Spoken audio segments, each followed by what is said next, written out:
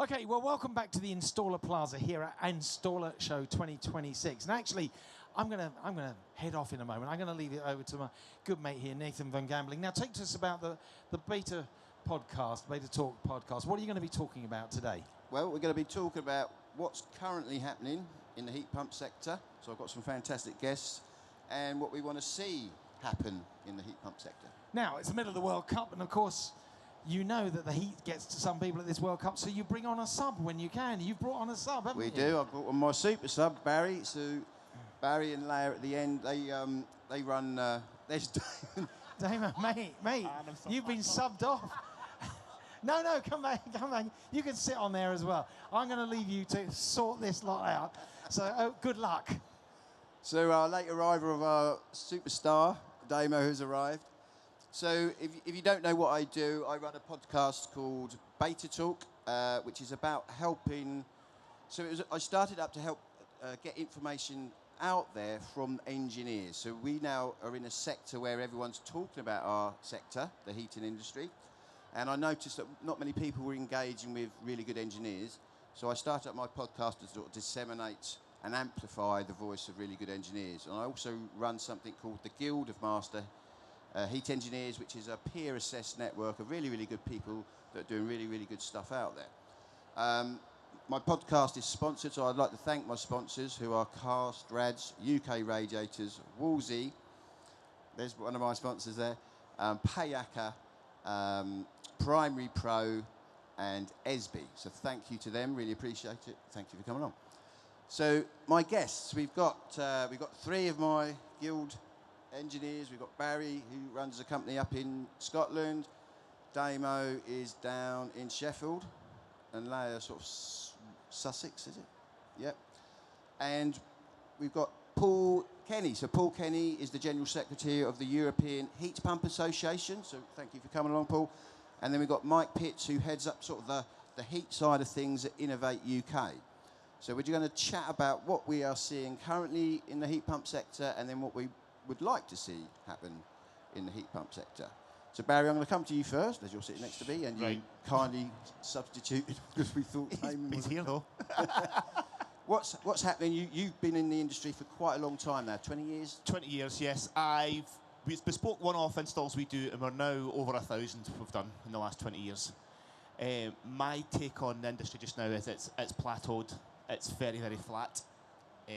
We're only selling to... The joke we have in our business is we only sell to people that have got organic veg boxes, or they've got a gateway drug of an EV or panels. That's the only people buying heat pumps just now, unless you're doing eco or new build. And I don't know how you unlock that next stage, because it's down to financials. Are you seeing the same, Damon and Leah? Has it slowed down? Personally, for me, it's probably the busiest I've been, but it's more of a unique situation that I'm just me and two guys. So You're a one-man market. Yeah. Whereas depends what size of your business, I think, as well, what market. Yeah, I'd say the demand was flat for heat pumps. Solar is still just constantly growing, but heat pumps, it's ticking along, it's doing fine. And if you can find your right niche in the market, which is what I think Barry and ourselves and Damo have done, is find the thing that works for you as a business. You can do well, but you've got to find that thing that sets you apart as what kind of installer you are. Because if you're trying to compete on price, there's some big guys out there that you're really going to struggle to beat and still, deliver quality. Let me add to that then, because what I look at and measure is the numbers in the MCS database. Scotland tends to be a little bit further ahead of the UK because we had a better grants and loan system and a maturer market. The installs have been flat month on month for 2 or 3 years now. In Scotland, yes. So all three of you, you do solar and batteries, all three of your companies, don't you? Yeah, we're just doing as MCS now for PV and batteries, which hopefully will go through this month. So Paul, let's come to you. You are my policy expert, and you're always willing. You're a great supporter of the show, which I really appreciate. I don't watch the news or read the news. It sounds like we've had a bit of a policy change recently, does it? What's going on in the policy world around our sector? Yeah, it's really interesting to hear the installers talk about flat, whereas the numbers say there's quite an increase last year in sales in the UK. Now, it's obviously includes new build, it includes all different types of installers, and kind of the large housing developers are all part of those numbers. And when you see across Europe, you see most markets now are back into rapid growth last year. Germany was up 50% last year, so it's the biggest, second biggest heat pump market, but biggest growth. France was flat, but more to do with subsidy changes. Austria pulled their subsidies because they ran out of money, so they saw a drop. But most countries in Europe are in growth last year. And what we see first quarter this year, another 25% growth, driven by the war, driven by prices. When you think across Europe, you've got lots of different types of heating systems. So it's not just gas boilers and it's not just gas combi boilers. It's quite diverse. There's still 22 million homes heated by oil or some form of kerosene or mazout, as it's called in Belgium, or whatever, different grades of heavy fuel oil. And the price ratio now in France is almost 1-to-1. So you save 3/4 of your heating bill by switching. So the business case is in different countries in different ways. And what you're seeing then is subsidies, business case, and then when we get to the number of your question, what's going on with the politics or the policies, it's become very clear now at all of the senior levels of government that we really have to stop allowing international gas price spikes drive our inflation bananas, because that is pissing off all of their voters. And you can imagine, like, your energy bill just doubles because of something that's happened in some other part of the world. The second time in 4 years, you're going to turn around to your politicians going, what are you doing? Like, what are we? We're price takers. We don't have a choice here. So that's why you see, even in the UK, like £9,500 sterling, Ireland 12,500 or 14,500 grants to get off oil, because we have a problem and it is about fossil fuel dependency. So the trick I think we're going to have to see in policy is that realization convert into the business case for a homeowner, and the clear choice, and then the likes of your installers figuring out how to grow their own businesses to rapidly meet what hopefully will be demand that will come along. But I think it's important to say you can see the demand is going up. Like year on year, it's risen very sharply across Europe. And I don't think the 2026 with the gas price spike and the oil price spike is going to be any different. We're going to see another rise. And that's before we talk about new build. So the UK announced all new homes are going to be clean. Some countries, so we did it in 2019-20 in Ireland. There's maybe 1% of houses built in this decade have got fossil heating. Scandinavia, it's probably 1% in the last 30 years, So that change is going to come. That's going to add another 1 million heat pumps in Europe, at least, over the next 3 years. France has said it, Germany has said it, the UK has said it. It's just coming. So I think it's a rapidly growing market, but the real challenge is going to be homeowners when they say, oh, my boiler is broken. How do I get this changed quickly to a gas boiler, or to a heat pump from a gas boiler or oil boiler? Yeah, once that spark gap is reduced, not by making gas more expensive though, we need to actually bring the cost of electric down, rather than just saying, oh, it's now 2-to-1, but gas is 15p. That's not going to help people who are in fuel power. Once that goes, and you can start just literally bolting them on and seeing what happens then, and then going back and changing radiators without having to do the full rigmarole of it, then volume will increase and market will grow. Can we force our own spark gap rather through battery, PV and tariff control? I think we can't just keep waiting on the government to do it for us. We just need to do it ourselves. Yeah. Well, like, see, with smart energy, EMS are just like limited possibilities with that. You've seen it's a big thing this year. I know you've mentioned it quite a lot before.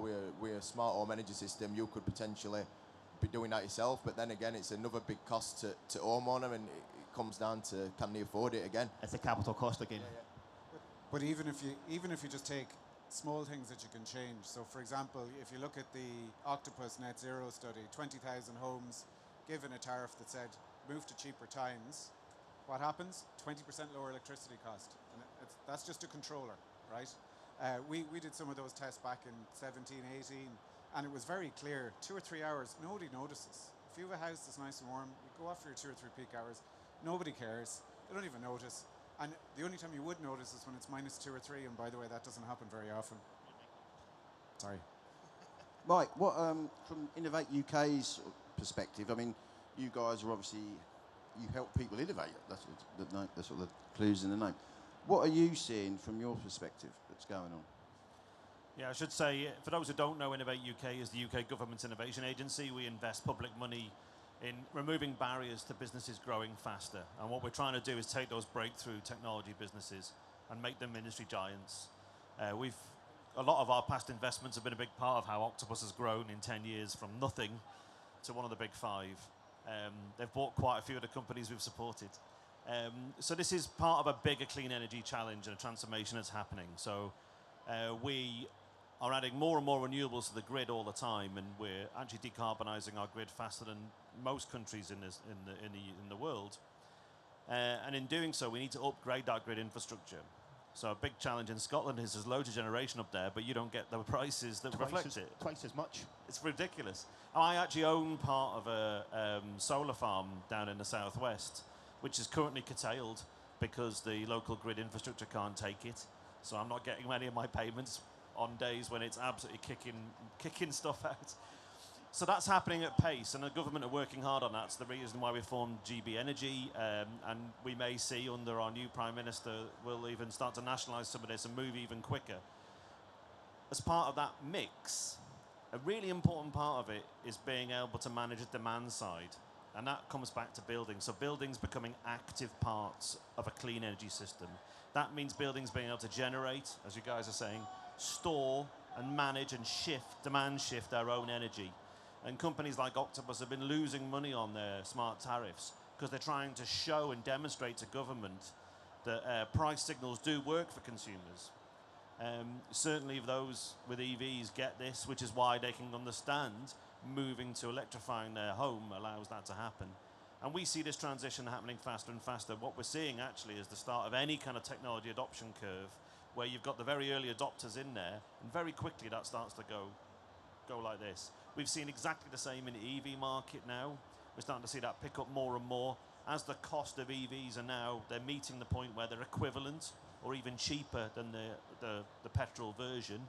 And people aren't stupid. Right now, they can see the cost of fossil fuels means that drive to electricity it's much cheaper to run these vehicles. And as the capital cost comes down, it starts to become a no-brainer to shift. Economic analysis shows, do you know how much it's cost the UK, this latest fossil fuel shock, so far? 187 billion.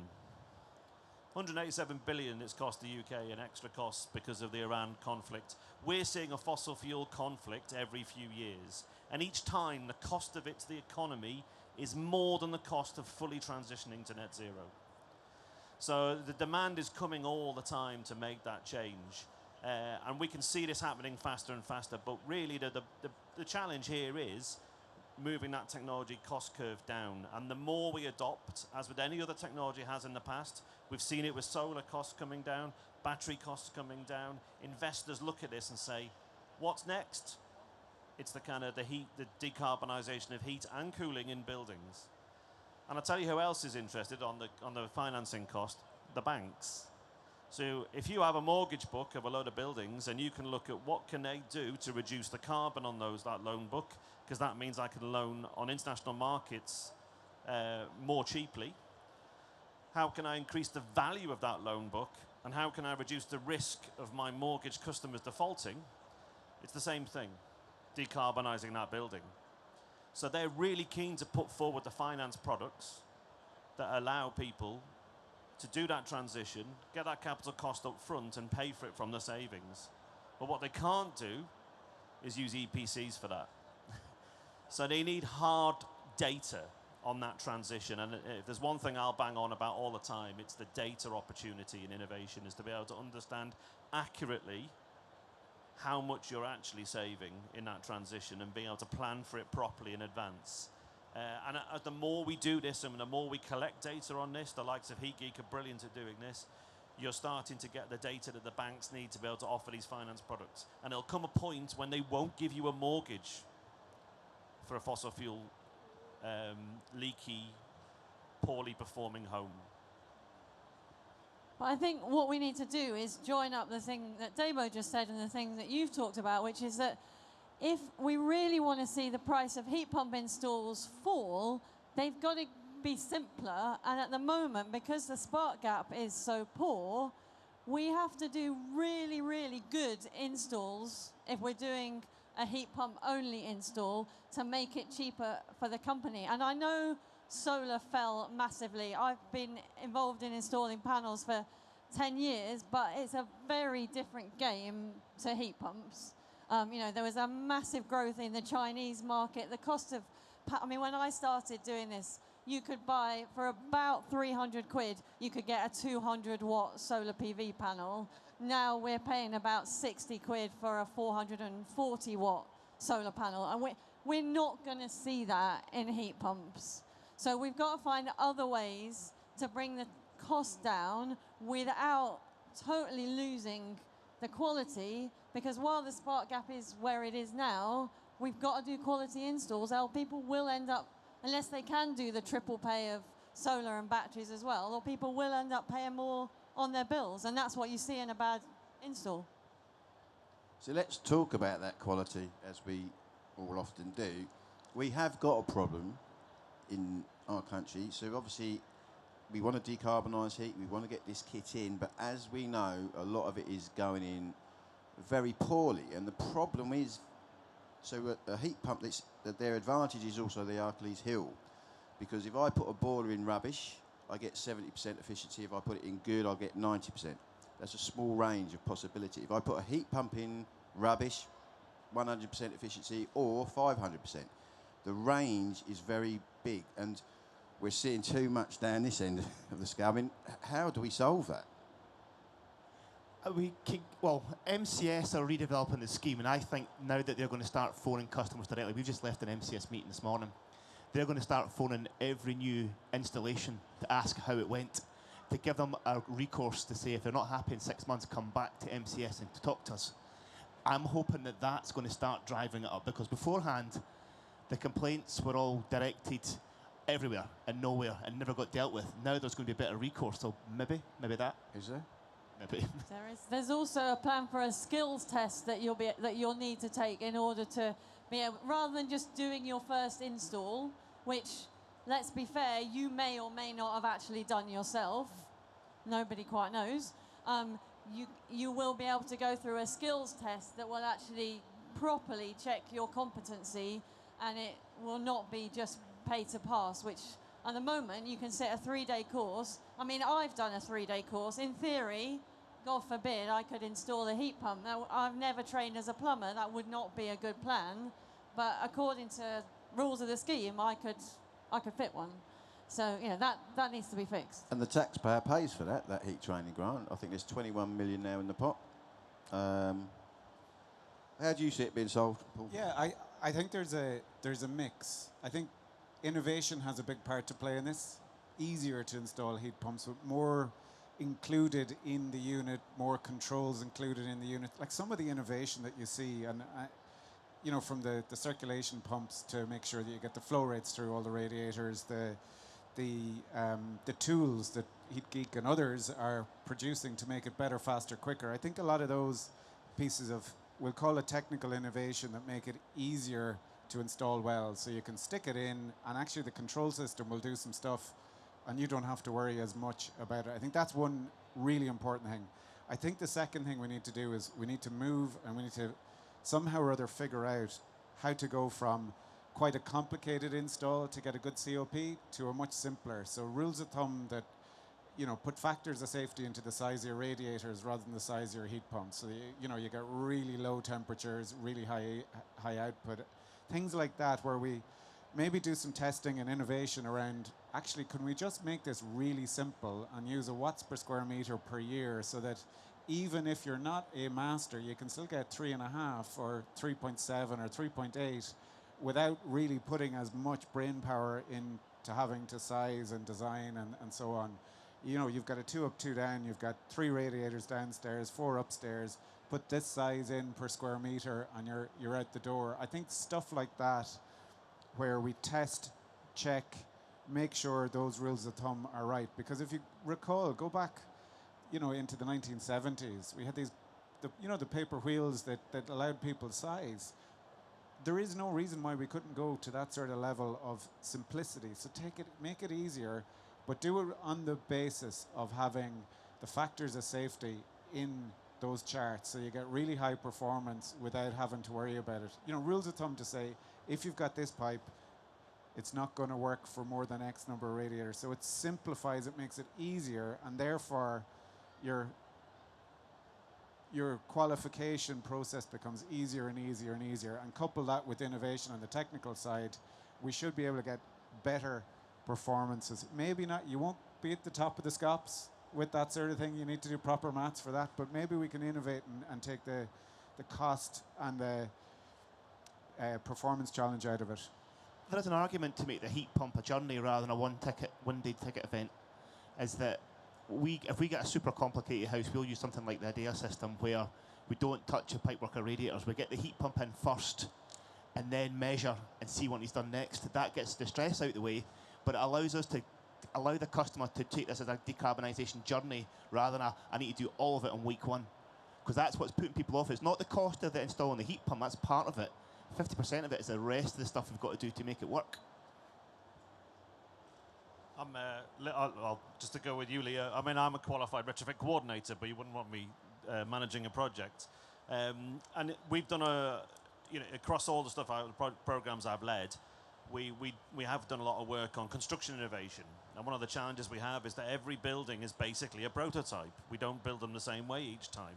And that's because the sector's very much wanting to be assessed on as designed, not as built. And that's the same challenge here, is that the EPC system, the system we have right now, is all, even the old competency, compliance argument is, well, did you follow the design? Yes, okay, you're fine, rather than actually measuring the outcomes. And this is what we're talking about here. So the more we can be data-led in how we do it, and you're looking for the outcomes that you've designed in at the start, and you're measuring in that way, and we're at a huge innovation tipping point in how low cost and how much more accurately and faster we can kind of measure the performance of a building before, during, and after any kind of upgrade. We can start to drive towards any good lean process, which is where we take away all the steps that add cost, but don't actually add value.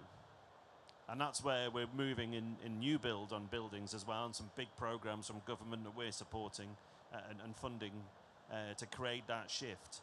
And this is why I'm always fascinated by your podcast and your articles about just how often the simplest installation works the best. So why are we stuck in a system where we're sticking in TRVs and zoning and all this other stuff? When Marketing. Take a look around. And the more we can collect the data and demonstrate that we get those improved outcomes, we can do it. The other thing is, I've got a friend who lives up in the northwest, and he's going around for free helping people fall in love with their heat pumps again. People who got a heat pump and hate it, and in every occasion it's because they've set it up wrong. They're running it incorrectly. They don't understand things like weather compensation patterns and all that stuff. They don't understand the principles as to what the heat pump's there for.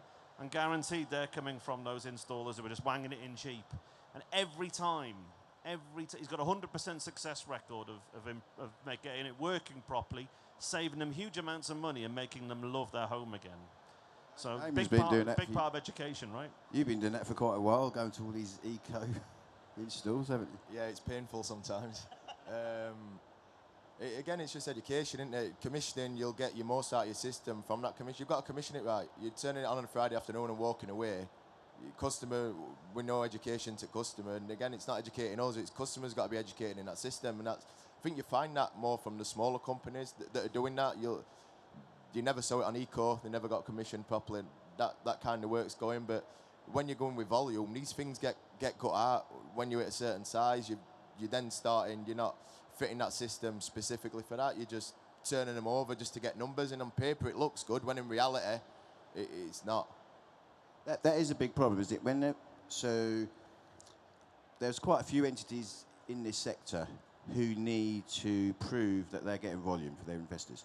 And we've always seen in this sector, when you do things quickly and you get volume, quality always comes down. It happened in the boiler industry. We're still wiring up boilers incorrectly, have done for 3 decades. That's because we built these models of volume. You know, the combi boiler come out, we had things like boxed start, where the customer could buy a boiler off the internet. This stuff started to get put in very, very quickly. Quality came down very quickly. And we see it day in, day out, don't we? Know?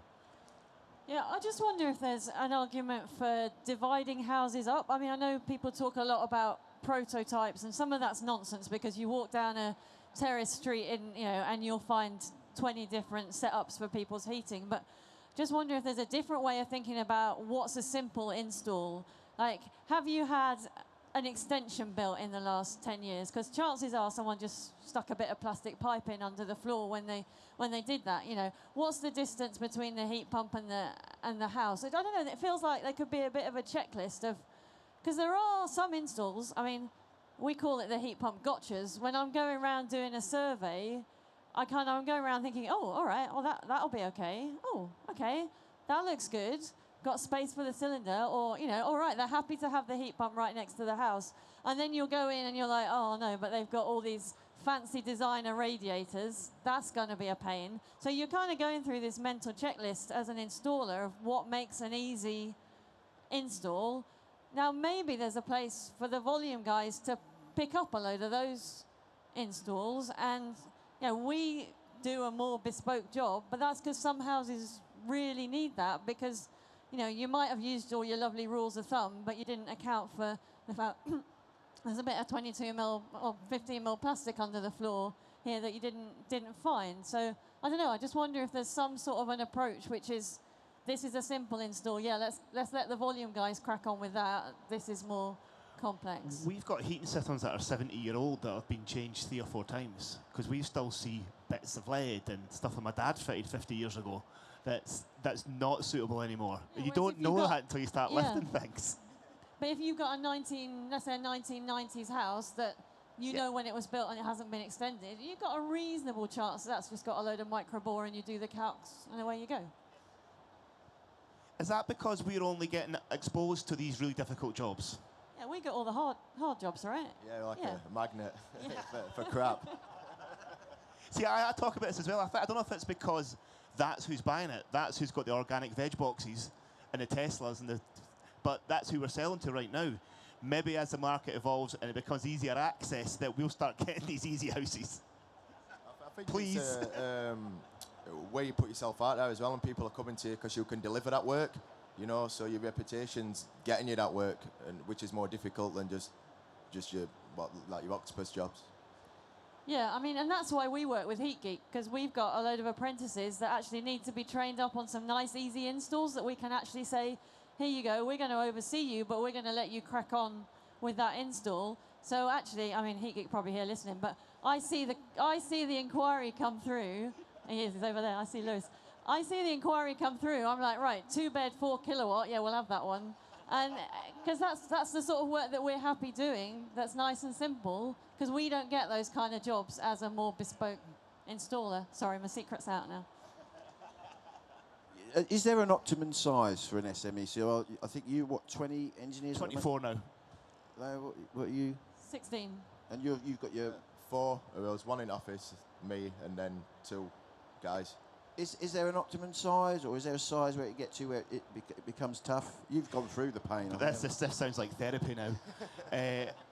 And there's tipping points in a business. I think once you get to 7, you need more admin staff, and you've not got enough people making money. Then we're going through a pain barrier about the 20 mark where we're starting to put middle management in, and it's difficult to control the quality because I no longer see every job. I no longer price every job nor sign it off because I've got sales managers and other technicians out there. That's when the quality starts to slip a little bit. And I'm guessing some of the bigger guys have seen this now, that it's difficult to manage it. These are complex jobs, a lot of them, bespoke. Now we've spoke, haven't we, Paul? I did a talk at Nesta, and you kindly did a talk there as well about information about heat pumps. We live in this world now where we're bombarded with information. It's coming at us from everywhere, all these devices. And my argument was that the skills gap is a symptom of a communications gap, because we're now in a sector where everyone is now talking about this. And I see a lot of information, and it's well-meaning information, but it's often incorrect. And that has a massive impact on these guys who are out there doing the work. And again, we've got this big marketing problem, and I'm qualified enough to call it a problem, because it is. You know, we've got some very, very big, rich entities that want to sell their kit, and sometimes their information is a little bit off the mark. And that has a massive impact on what we're all trying to do. We're trying to help not only consumers understand this technology, but other engineers that are starting to get interested. You know, all three of these have helped other engineers sort of take that journey and transition from gas. I mean, how do we solve this communication problem? Yeah, I think it's a great question, and one of the things that we've seen across Europe is, first, you were talking about people who are trying to give the right information. You have to also talk about the people who are trying really hard to make this transition difficult. And you know, I know there's an organisation called DeSmog which does investigative journalists. So they've uncovered, obviously you're all familiar with the UK misinformation around heat pumps, but the same as in France, the same as in Poland, the same as in Germany. So first of all, that conditioning of heat pumps are really difficult to install. You don't really want to do them. You'll make more money on gas boilers. You know, all that sort of stuff is conditioned for years. And that, first of all, is a hurdle we now have to get over. Now, don't get me wrong. The house you've just described, I've surveyed many of those. I remember one house with 6 different extensions that I surveyed. Imagine trying to do the EPC on that. Oh, what a nightmare. All I can say is thank God I don't do that anymore. Politics is way easier. But but when you boil it down, right, you've got the misinformation for that sort of stuff. You've got the tidying up, I would say broadly, as the marketing stuff. Tidying up, and the session you did in Esther, I think, was very good for that, to try and ensure that we look at the impact and the receiver of information and what their capacity to receive. So things that are message tested on the end user. Will this actually work, to try and impart knowledge and so on? But I think when it boils down to it, the world of installers, certainly when I used to be there, was yeah, okay, the phone was part of it, and you know that information. But the peer learning thing, I think that's the key to all of this. Like, if you get good people like you've got here, and they spend time with installers who are well capable of installing, but just having the confidence to be able to say, right, this is how you deal with this. Ooh, see that designer radiator? You don't want that. So you're going to have a discussion with the homeowner there, and see that pipe there, that's too small. And I was talking to an installer who did my mother's house a couple of years ago back in Ireland, and he said now he doesn't do installs. He has 10 guys that he helps. So he does the paperwork, he does the commissioning. He's a really good installer. I'd say, you know, similar quality to you guys. He's in his late 50s, right? He doesn't want to be crawling under floors or whatever it is. And but now his business model has evolved, and what his discussion is now really interesting. That he's taking guys who've only ever done oil boilers, giving them the confidence, taking away the paperwork hassle, and you know, slowly but surely on their 5th or 6th or 10th install, he's just basically walking around going, yeah, you did that really well. And I think that peer learning is something that we really should catch on to give people the confidence. So the misinformation and inaccurate stuff coming on that, just, it disappears. Because if you're on site with Damien and he's going, oh yeah, no, I did this wrong the first time, and this is how you do it right, and if you do it that way it won't work, if you do it this way it will work, he's going to trust you, and he's going to, you know, or she. Peer-to-peer is crucial. Nesta, I'm just talking to Benoit, and it's a bit disappointing. They were launching a peer-to-peer program where installers go out, but it just failed because they can't get any providers to do that, so they're having to go back and rethink. But I think that for industry would have been class. But they only got four people interested. No manufacturers wanted to uptake on it either. So things just fail before they even start, even good ideas. But something like that needs to be rolled out, I think, nationally. And you know, you think about the scale of subsidies that most European governments are now spending on heat pump installs. We'll give a big capital grant and everyone will solve all of these problems. What about if you took like 5% of that or 4% of that and said to Damien and other master installers, we'll call it, we're going to pay you really well on the basis of training people. And you're going to make more money, and every installer you get will give you a bonus. So I need to come to Innovate UK and say, give us Guild lots of you money. You can see what would happen then. Like I've it would raised really that work. with Desnes a couple of times, that £500 at gain them people just to put a bum on seat and pass them courses. Take that away and give it installers to go out and pay them for a week just to go with another installer. That'd be more help industry a lot more than it would putting them through a bloody BPEC course. Yeah, we had loads of success with that with different installers, like Matt from down in Derby. We bumped into him at a Valiant thing, and he came to me, said, I wouldn't want to learn, I'll come up and work with you. So I took him, he came up for a week with us, and I took him from the first step of the survey of the job. We designed it together, he went and installed it, he commissioned it, and that gave him enough confidence to go and do his own one. And that second one, I said, give me the paperwork, let me look at it for you, let me design it with you. And that's all I just need, just somebody to hold their hand. Yeah, I mean, peer-to-peer, obviously, when I started Beta Teach, I've got 2 mission statements behind it. Activate people as learning resources for one another, that's peer-to-peer, and activate people as autonomous learners. You don't learn anything unless you're passionate about learning, and you exemplify that. I mean, peer-to-peer has been happening since people were sitting around a campfire, Stone Age times, discussing how the best way to bring a woolly mammoth down. You know, peer-to-peer is very natural, we all do it, but I came on the scene and sort of encouraged it, because it's only on the ground engineers who really, really understand current best practice, and that's another issue in our industry. So we've got these they're lovely people in there, I know a lot of them, but we've got these organisations that write some of the guidance, regs, whatever. They do not understand current best practice. It's impossible. It's only on the ground engineers. You're all in my WhatsApp group. We've got this WhatsApp. You're all discussing things, whether it's about pricing jobs, basic price, but you're all discussing the rapid changes, the current best practice. That's not going on at that level, and that level needs to listen more to our level. The heating industry was built on safety, first of all, because the whole gas safety regulation, I'm looking at my dad because he's old enough to remember all this. He'll be pre-Corgi. It was all based on gas safety and not about installation. So the industry is changing around again. We don't have a benchmark for that yet.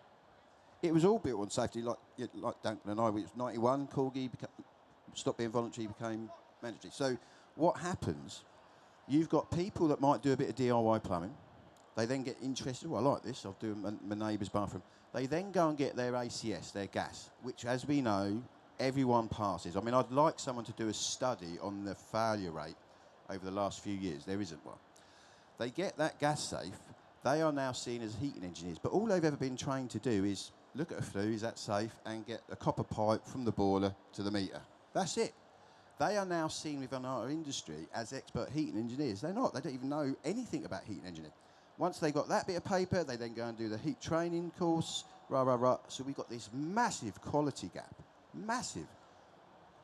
I think we shouldn't forget, because we all, obviously, we're in a heat pump world and we spend a lot of time, and there's a lot of scrutiny on heat pump installs, rightly so because of the bus grant or the Scottish loan. But I've been in this industry for 10 years. I must have worked on at least, I don't know, between 5 and 20 builder projects, so where we're putting a heat pump in a refurbishment or an extension across, each year, so, however many projects that is. I think I've met 2 builders that I'd want to come and work on my own house. This is not just a heating and plumbing issue. It is a much broader issue. So next time you kind of get beaten up about how rubbish heat pump installs are, I think it is a wider sector issue. And you've got people like the Federation of Master Builders that are out there pointing out that there is no qualification to become a builder in England, as far as I know. Just turn up, I could do that instead. Same as plumbing. I mean, anyone can go out and do plumbing. You just have to follow the water regs and building regulations. Now, part of our sector, I won't name them because I challenge them, they want to bring in a licence. Now, I've said, well, that's fair enough, but to have that licence, you're then relying on a certification system that already doesn't work. I can prove it doesn't work. You need to fix that first before you then have the licence system. Because again, our certification industry makes a lot of money. You've got these so the competent person scheme, I think, came around 2002 because building control was having a problem. back when especially back when Dunk was there, no one was renovating bathrooms or kitchens. So building control could come out and inspect our work. Then we had the 1984 Building Act. We were allowed unvented systems. So you got building control, local building control, coming out, looking at stuff they didn't understand. So the competent person scheme was engendered, where we can self-certify our work. And we go on these courses. We have to go on every 5 years. So you pay the training centre. Some of that money then goes to the awarding organisation that gives you the certificate. You then have to pay a certification body to register you as a self-certifying person. So all these three entities get money. You know, I used to teach this stuff, and the person leaves that room not knowing water regulations, not knowing G3, not knowing heat pumps. And every 5 years, they're paying that money and the money. So we've got this whole massive system which is supposed to say we're competent, that doesn't work. It doesn't work like I said. This is across all trades now. And no one seems to be doing it. We talk about scale, we talk about volume, but unless we get people that know what they're doing, we're going to be in a bit of big trouble. Do you think that's better than doing like CPD over that 5 years rather than just doing a course every 5 years, doing X amount of learning hours every year to then get that competency rather than just sitting down and on a seat and doing a test every 5 years? Yeah, when the testing doesn't work, it's multiple choice tests, everyone passes. I mean, as we all know, lifelong learning is important, whatever you want to learn. Whether I'm starting to practice my guitar again, I've got to keep practicing to keep getting somewhere. We all do it naturally. Now, to formalise that to say, well, how can you prove you're doing it naturally is very difficult, which is why we have the system we've got in place. But it doesn't work. It doesn't test competency. You know, we all naturally chat to each other, what is now current best practice. So inspiring people to be that. So we all know lots of gas engineers, they're brilliant, they can. And I get a bit angry when people say to me, Nathan, I had a gas engineer come round, they knew nothing about heat pumps. I said, what did they come round for? Oh, it was 9 o'clock at night and we didn't have no heat. I said, did they fix your boiler? Oh, yeah. I said, you know, there's hundreds and hundreds of different makes and models of boilers out there. For them to be able to do that and get your heating going is a very good skill. Don't knock them because they don't know about heat pumps yet, or et cetera, et cetera. We need to be encouraging these people to want to sort of get passionate about the industry, because unfortunately, most people in the heating sector don't actually know what heat is. I mean, if you ask someone what is a watt, they don't know if it's a joule of heat per second. They don't know heat moves at different speeds. Great at fixing boilers. So we need to find ways to make these engineers think, oh, yeah, I never knew that, which is what we all do naturally, don't they? They come and meet us and it sparks their interest in the way they go with their own lifelong learning. But the systems we have in place, the CPS systems and the license, they don't work. They're not inspiring people to want to get passionate about this industry. And we need that. We have got a massive skills gap, massive. And of course, Eco4 is. I'm not on the tools anymore. I'm going around to friends' houses. I've had Eco4 installs. It's atrocious. It's not only skills; it's going to be bodies as well. Because if the model is going to be taking a combi boiler off and putting a heat pump in, a combi boiler will take 1, 2, but man days, depending on how well it's been done. A heat pump's not taking 1 or 2 man days; it'll take 10 to 15. That's a 5 times more workforce we need to maintain the boiler change market. And that's not coming anytime soon because we're not training them yet.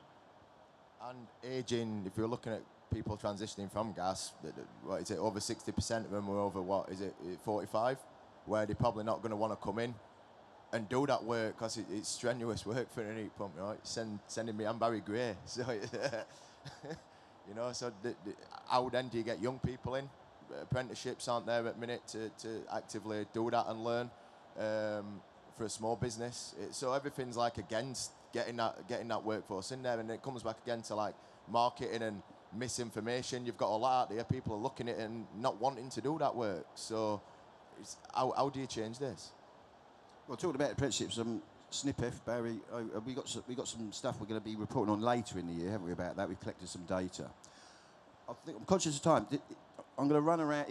Does anyone want to ask a question to the guests? Anyone got a question? If you have, I'll come and throw the mic.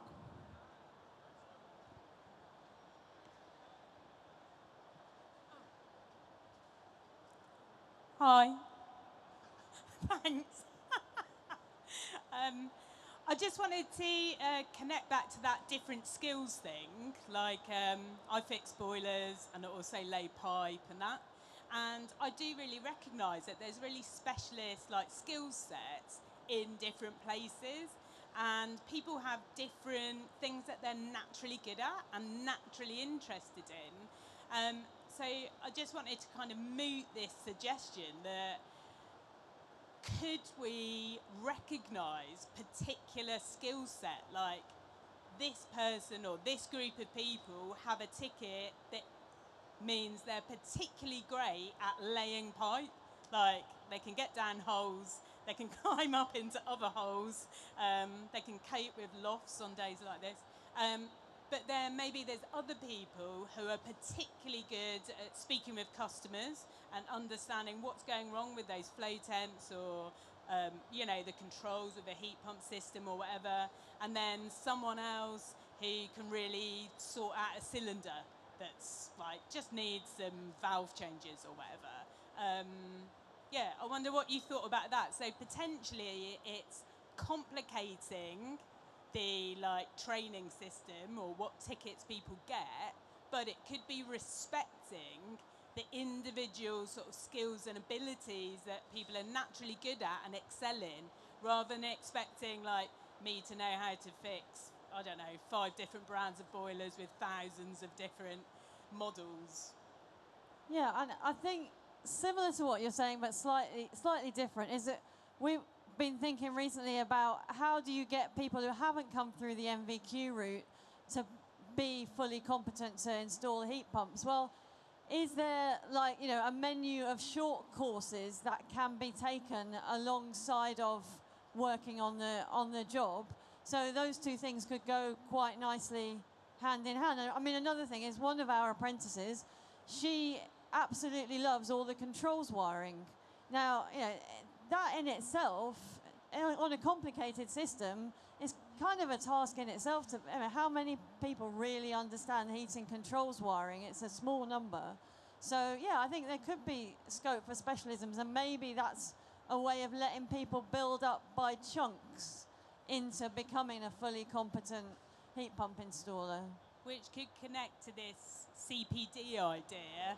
My only sort of devil's advocate about that is, how do we know that those short courses aren't going to be as kind of appalling as some of the 5-year training courses are? I think there's definitely a place for different people doing different jobs. I don't think you have to do the full package. I think in a good business, you'll have different people doing different bits. You don't need to be able to, someone could just fit radiators and pipe work.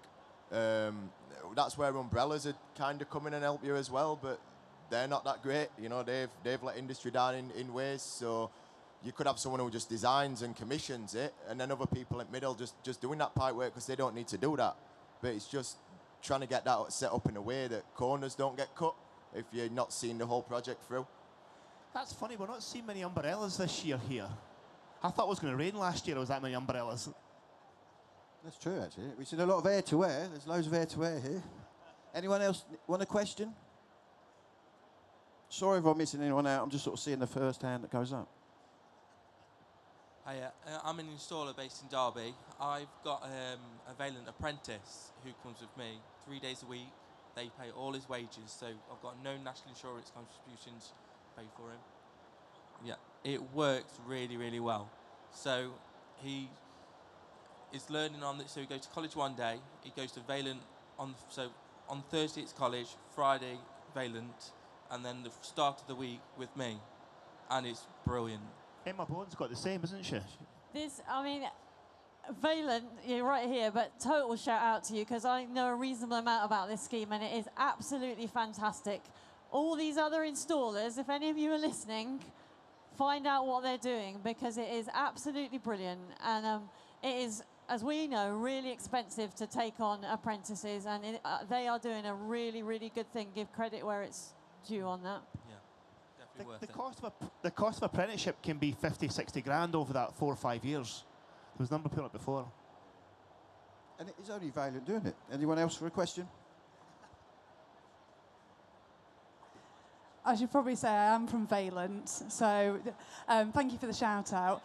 It's a question to Damon, and also I'd like a little bit of an insight from Paul as well. So building on the lady's earlier question, in terms of, we've got obviously with apprentices coming through, that's, we've got those new entrants coming through into the marketplace. But Damon, specifically, what do you think is missing in the market to really make the heat pump, to make existing engineers shift into heat pumps? Is it a funding problem? Is it the risk for their organisation in terms of taking time away from the tools and having to go away and learn? And would shorter programmes have the impact and minimise financial risk? And then also from Paul, are there any examples of those type of programmes that have worked particularly well in Europe? For existing businesses as well, if you're looking at people that have got gas businesses, they've got a big customer base already, which they're going to potentially ignore while they're transitioning, because there's more to just retraining. You've got to get all your QMSs in place. You've got to get your transition to MCS, which is also time consuming. You know, you're off gen with your bus. You've got to learn about so much more that there's a lot of work, and it just puts them off when they're already earning that money. For me, my transition was a bit easier because I'd only been self-employed 2.5 years when I was doing that, so I didn't have that customer base that I was leaving. So I think a way to do it would be to break it down into sections to slowly transition across. But again, you've got to make it. They've got to enjoy it. They've got to want to do it, because there's a lot of work that you're doing. If you don't enjoy it, you put a gas boiler on wall and earn what you're going to probably earn fitting a heat pump in a week. There's a lot more work to it. So you've got to be that person that wants to do it, wants to retrain. I don't really have an answer to how you do that. I think it's going to be more down to the person, the self. It's a really good question, and one of my colleagues is in the process of writing a report on best practice for converting installers. So that I hold the thought for a second. I know when I used to work in Ireland a small bit on the energy transition side of skills, and we put in place a funded course. So existing installers of oil or gas boilers could get paid their wages for the week they did the proper training course in a proper training centre. And that was hugely oversubscribed and really successful. So it was great to see that particular thing just get over that little barrier. But there's loads of those. I'm not an expert in what's going on in every other country, but I know there is exactly the same problem in almost every single market, and there's the same discussion happening in German and in French and in Swedish. Well, maybe not in Swedish because they've already figured out how to get rid of boilers. But across every single market, they're having the same discussion, and we're pulling together that, and I'll share it with you afterwards, and I'll use Nathan to broadcast it around when we finish it. But I think it's really important. My one response to this question is please look at what's going on in every other market, because you're not on an island. Everyone is trying to do the same thing, and even more broad, like New York State has the same programs. California has the same programs. South Korea is doing the same. Like, everyone is in the same space across the world trying to get rid of fossil fuel boilers and trying to convert installers from A to B. And everyone has their little differences, but there's loads to learn. There's also political uncertainty as well. You know, you've got Reform saying they're going to get rid of it also, but at that point, why is someone then going to move the business across to an industry that might crumble if different party gets in? So you've got that there as well, where legislation, not black and white, it's just a big grey area. Anyone else got a question? No? Well, I'd like to thank all my guests for coming on the show. Thank you very much. Hope you all enjoy the show, the rest of it, and thank you very much for watching us. Thank you.